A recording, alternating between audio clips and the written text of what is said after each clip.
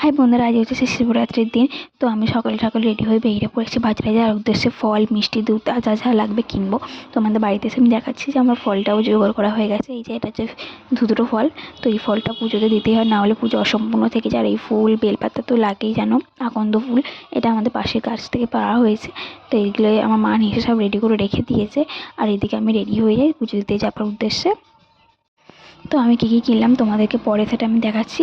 আর এই যে আমি রেডি হয়ে গেছি, জামাটা পরে নিচ্ছি। এটা যেহেতু আগে থেকে কেনা ছিল, তো এটাই পরেছি। আর আমাদের বাড়িতে যেহেতু কাজ চলছে, আমার শাড়ি পরার মতো অবস্থা ছিল না। তো তার মধ্যে জামাটা আমার কাছে সামনে ছিল, তো এটাই পরে হালকা করে রেডি হয়ে নিয়েছি। তো অনেকটা রাত্রি হয়ে গিয়েছিল, তখন 9টা সাড়ে 9টা বাজে। তো অনেকটা যেহেতু আমাদের এখানে অনেক বড় করে পুজো হয়, তো অনেক ভিড় হয়, তো সেখানে একটু রাত করেই যাবো। তাই শুধু একটু ময়শ্চারাইজার, একটু কম্প্যাক্ট, একটু কাজল, একটু লিপস্টিক পরবো। আর কালো টিপ পরেছিলাম, মা বারণ করলো যে কালো টিপ পরিস না শুভ দিনে। তো একটু লিপস্টিক দিয়ে টিপ পরে নিয়েছিলাম। তো এই যে আমার সিম্পলভাবে রেডি। আমাদের কেমন লাগলো বলো। তো সারাদিন শুকিয়ে থেকে না আর ভালো লাগছিলো না যে শাড়ি টাড়ি পরি। আর তার মধ্যে তো বাড়ির এই অবস্থা, তো খুবই খারাপ অবস্থা, তোমাদের কী আর বলবো।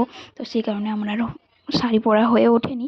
তো আমি এইভাবে সিম্পলভাবে রেডি হয়েছিলাম। আর আমি একাই যাচ্ছিলাম, আমার মা যাবে না। তো এই জন্য আমি রাত করেই যাচ্ছিলাম। তো কেমন লাগলো তোমরা বলো সিম্পলভাবে আমার গেট রেডি উইথ মি। তো আমি আগে দুপুরবেলা বা বিকেলবেলার সময় আমি রান্না করে রেখে দিয়েছিলাম লুচি, আলুর দম। তো সেটা তোমাদেরকে দেখানো হয়ে ওঠেনি। আর এই যে এই ফলগুলো কিনেছিলাম, তো ফলের প্রচণ্ড দাম ছিল, ফুলেরও অনেক দাম ছিল, তাও কিনতে হবে, তো কিনেছিলাম। আর এদিকে আমার ডালা রেডি। তো আমি পুজোতে দিয়ে আসি। এইদিকে আমার দুধটাও রেডি। তোমাদের কেমন লাগলো ভিডিওটা, পুরো টাটা।